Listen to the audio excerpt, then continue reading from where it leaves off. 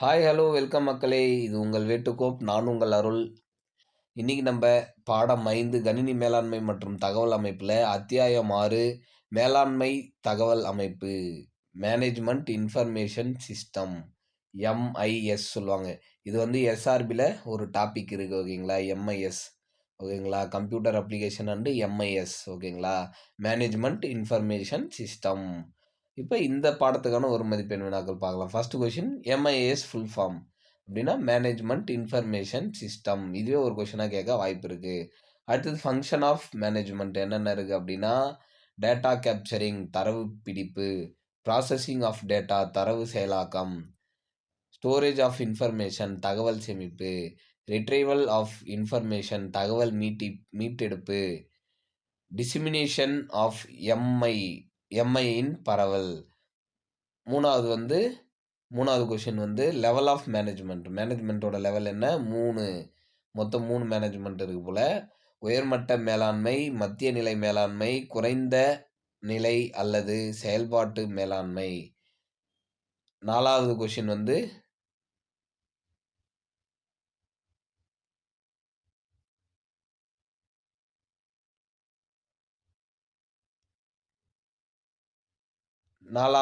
வந்து ஒரு பொருள், இடம் அல்லது நிகழ்வுகளை குறிக்கும் உண்மைகள் அல்லது புள்ளி விவரங்கள் எவ்வாறு அழைக்கப்படுகிறதுனா தரவு, டேட்டா. ஓகேங்களா? தரவு, டேட்டா. 5வது கொஸ்டின் தரவுகள் முறைப்படுத்தப்பட்டு, விளக்கப்பட்டு, செயல்படுத்தப்பட்ட பின் அது எவ்வாறு மாறுகிறதுனா தகவல், இன்ஃபர்மேஷன். அப்போ டேட்டாவுக்கும், இன்ஃபர்மேஷனுக்கும் நெறைய டிஃபரெண்ட் இருக்கு. ஓகேங்களா? டேட்டா வேற, இன்ஃபர்மேஷன் வேற. ஓகேங்களா? டேட்டா வேற, இன்ஃபர்மேஷன் வேற. ஓகேங்களா? அதான் சொல்றாங்க. டேட்டான்றது ஒரு பொருள், இடம் அல்லது நிகழ்வுகளை குறிக்கும் உண்மைகள் அல்லது புள்ளி விவரங்கள். அதான் டேட்டா, தரவு. ஓகேங்களா? டேட்டா. அதுவே அந்த அப்போ தரவுகள் முறைப்படுத்தப்பட்டு, விளக்கப்பட்டு, செயலாக்கப்பட்ட பின் அது தகவல் என்று அழைக்கப்படுகிறது. ஓகேங்களா? ஒரு சிம்பிளா சொல்லணும் அப்டின்னா, ஆ இப்போ டேட்டா. ஓகேங்களா? இது ஒரு டேட்டா. டேட்டானா தரவு. ஓகேங்களா? டேட்டானா தரவு. இப்போ ஒரு ஐஸ்கிரீம் ஃபேக்டரி இருக்கு. ஓகேங்களா? அவங்களோட டே பை டே ஐஸ்கிரீம் புரொடக்ஷன நோட் பண்ணி வைக்கிறாங்க. ஓகேங்களா? இப்போ வெண்ணிலா வந்து ஒரு 15 பீஸ். இல்ல ஒரு 150 பீஸ் வச்சுப்போம். ஸ்ட்ராபெர்ரி ஸ்ட்ராபெர்ரி ஸ்ட்ராபெர்ரி வந்து ஒரு 200 பீஸ். ஓகேங்களா? அதுக்கப்புறமேட்டுக்கா சாக்கோபார் வந்து ஒரு 300 பீஸ். ஓகேங்களா? 300 பீஸ். அதுக்கப்புறமேட்டுக்கா வேற என்ன ஐஸ்கிரீம்ல இருக்கு? வெண்ணிலா, ஸ்ட்ராபெர்ரி, சாக்கோபார். வேற கோன் ஐஸ் வந்து ஒரு 300. இப்போ இது டேட்டா, தரவு. ஓகேங்களா? நம்பளுக்கு இதிலிருந்து இன்ஃபர்மேஷன் தேவை அப்டின்னா, இப்போ ஒரு மேனேஜர் வராரு. இன்னைக்கு மொத்த புரொடக்ஷன்ல ஸ்ட்ராபெர்ரி எத்தனடா அப்படின்னு கேட்டா நம்ம சொல்லுவோம்ல, ஸ்ட்ராபெர்ரி 200 அப்படின்னு நம்ம சொல்றோம்ல, இதான் இன்ஃபர்மேஷன். ஓகேங்களா? அப்போ தரவுகள் முறைப்படுத்தப்பட்டு சொல்றோம். ஓகேங்களா? தரவுகள் முறைப்படுத்தப்பட்டு சொல்றோம். அப்ப தரவு வேற, தகவல் வேற. ஓகேங்களா? தரவு வேற, தகவல் வேற. இப்போ சாக்லேட் எத்தனடா? சாக்கோபார் எத்தனடா? அப்படின்னா, சாக்கோபார் வந்து 300 புரொடக்ஷன் ஆயிருக்கு அப்படின்னு நம்ம சொல்றோம்ல. அப்போ டேட்டாவுல இருந்து தான் இன்ஃபர்மேஷன் கிடைக்கும். ஓகேங்களா? டேட்டா வேற, இன்ஃபர்மேஷன் வேற. அது தெளிவா நம்ப புரிஞ்சுக்கணும். ஓகேங்களா? ஒரு தரவு இருக்கும். அந்த தரவுல இருந்து நம்மளுக்கு எது தேவையோ அதுதான் இன்ஃபர்மேஷன். டேட்டா, இன்ஃபர்மேஷனுக்கு உங்களுக்கு விளக்கம் புரிஞ்சிருக்கும்னு நெனைக்கிறேன். யாராவது டவுட் இருந்துச்சுன்னா, கமெண்ட் செக்ஷன்ல கமெண்ட் பண்ணுங்க. உங்களுக்கு புரிஞ்சுச்சு அப்டின்னா, புரிஞ்சிடுச்சு அ அப்டின்னு சொல்லிட்டு கமெண்ட் செக்ஷன்ல கமெண்ட் பண்ணுங்க. இல்ல இது டவுட்டா இருக்குனாலும் சொல்லுங்க. ஓகேங்களா? 6வது கொஸ்டின் ஒரு நிறுவனத்தின் முடிவெடுத்தல், ஒருங்கிணைப்பு மற்றும் கட்டுப்பாட்டை அதிகரிக்கும் கூறுகளில் தொகுப்பு எது? விடை தகவல் அமைப்பு இன்ஃபர்மேஷன் சிஸ்டம். ஒரு நிறுவனத்தின் முடிவெடுத்தல், ஒருங்கிணைப்பு மற்றும் கட்டுப்பாட்டை ஆதரிக்கும் கூறுகளின் தொகுப்பு எது? விடை தகவல் அமைப்பு. 7வது கொஸ்டின் வணிக செயல்பாடுகளில் தகவல் அமைப்பின் இன்ஃபர்மேஷன் சிஸ்டம் முக்கிய பங்கு எது? 3 முக்கியமான பங்கு இருக்கு. வணிக செயல்பாடுகளுக்கு ஆதரவளித்தல், முடிவெடுத்தலுக்கு ஆதரவளித்தல், போட்டி உத்திகளை உருவாக்க உதவுதல். 8வது கொஸ்டின் ஒரு நிறுவனத்தின் செயல்பாடுகளை திட்டமிடுவதற்கும், மதிப்பீடு செய்வதற்கும் நிர்வாகத்திற்கு தேவையான தகவல்களை வழங்குவது எது? எம்ஐஎஸ். 9வது கொஸ்டின் இஆர்பி இன் விரிவாக்கம் என்ன?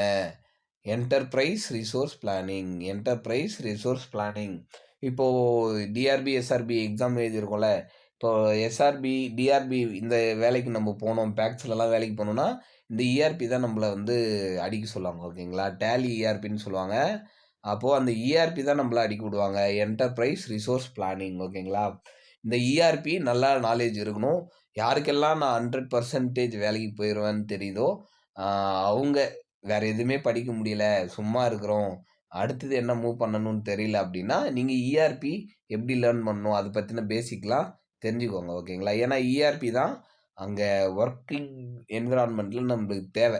டிஆர்பி எக்ஸாமில் பாஸ் ஆகி வேலைக்கு போனால் இஆர்பி தான் அடிக்க சொல்லுவாங்க. ஸோ பேசிக் நம்மளுக்கு இஆர்பி தெரியணும். ஓகேங்களா? 10வது கொஷின் ஒரு நிறுவனத்தின் பல்வேறு வணிக பகுதிகளை நிதி, சரக்கு, மனித வளம் போன்றவை ஒரே அமைப்பின் கீழ் ஒருங்கிணைக்க உதவுவது எது? இஆர்பி மென்பொருள். அதான் இஆர்பி சாஃப்ட்வேர். ஓகேங்களா? ERP software. இந்த இஆர்பி சாஃப்ட்வேர் வந்து எல்லா கம்பெனிலுமே யூஸ் பண்ணுவாங்க. ஓகேங்களா? எல்லா கம்பெனிலுமே யூஸ் பண்ணுவாங்க. ரொம்ப இம்பார்ட்டன்ட் ஒன்று தான், தெரிஞ்சு வச்சுக்கோங்க. நம்மளோட கூட்டுறவில் வேலைக்கு போனால் கூட இதை பற்றி நம்மளுக்கு தெரிஞ்சுக்கணும். 11வது கொஸ்டின் வாடிக்கையாளர் தொடர்பு மேலாண்மை என்பதன் ஆங்கில சுருக்கம் என்ன? CRM customer relationship management. 12வது கொஸ்டின் டிஎஸ்எஸ் ஃபுல் ஃபார்ம். டிஎஸ்எஸ்னா டிசிஷன் சப்போர்ட் ஆதரவு, அதான் decision support system. DSS decision support system. முடிவு ஆதரவு அமைப்பு. ஓகேங்களா? முடிவு ஆதரவு அமைப்பு. இப்போ 13வது கொஸ்டின் வந்து இந்த டிஎஸ்எஸ் ஃபுல் ஃபார்ம் இருக்குல்ல, இந்த டிஎஸ்எஸ் வந்து நம்ம எஸ்ஆர்பி சிலபஸில் இருக்குது. ஓகேங்களா? டிஎஸ்எஸ் வந்து நம்ம எஸ்ஆர்பி சிலபஸில் இருக்குது. ஓகேங்களா? எஸ்ஆர்பி சிலபஸில், டிஆர்பி சிலபஸில் இருக்குது. முடிவு ஆதரவு அமைப்புன்னு சொல்லுவாங்க. டிஎஸ்எஸ் முடிவு ஆதரவு அமைப்பு. ஓகேங்களா? இந்த டிஎஸ்எஸ்மே நம்மளோட எஸ்ஆர்பி சிலபஸில் இருக்குது. வேணால் சிலபஸை புரட்டி பாருங்கள், கம்ப்யூட்டர் செக்ஷனில் இருக்கும். ஓகேங்களா? 13வது கொஷின் ஒரு நிறுவனத்தில் முடிவுகள், தீர்ப்புகள் மற்றும் செயல்பாட்டின் படிப்பினைகளை ஆதரிக்க பயன்படும் கணினிமயமாக்கப்பட்ட நிரல் எது? Decision support system. இந்த டிஎஸ்எஸ்க்கு தான் ஒரு எக்ஸ்பிளனேஷன் பார்த்துக்கோங்க. டிஎஸ்எஸ்னா டிசிஷன் சப்போர்ட் சிஸ்டம் சொன்னல, அது என்னன்னா ஒரு நிறுவனத்தின் முடிவுகள், தீர்ப்புகள் மற்றும் செயல்பாட்டின் படிப்பினைகளை ஆதரிக்க பயன்படும் கணினிமயமாக்கப்பட்ட நிரல் தான், ஒரு ப்ரோக்ராம் தான் டிஎஸ்எஸ். ஓகேங்களா? டிஎஸ்எஸ்னானது ஒரு நிறுவனத்தில் முடிவுகள், தீர்ப்புகள் மற்றும் செயல்பாட்டின் படிப்பினைகளை ஆதரிக்க பயன்படும் கணினிமயமாக்கப்பட்ட ஒரு ப்ரோக்ராம். Computerised program. ஓகேங்களா? 14வது கொஷின் பெரிய அளவிலான தரவுகளை பிரித்து பகுப்பாய்வு செய்து சிக்கல்களை தீர்க்க உதவும் அமைப்பு எது அப்படின்னா, அதான் டிசிஷன் சப்போர்ட் சிஸ்டம். பெரிய அளவிலான தரவுகளை பிரித்து பகுப்பாய்வு செய்து சிக்கல்களை தீர்க்க உதவும் அமைப்பு டிசிஷன் சப்போர்ட் சிஸ்டம். இதோட இந்த லெசனுக்கான ஒரு மதிப்பெண் வினாக்கள் முடியுது. இந்த வீடியோ உங்களுக்கு பிடிச்சிருந்தா லைக் பண்ணுங்கள், ஷேர் பண்ணுங்கள், கமெண்ட் பண்ணுங்கள். Thank you friends.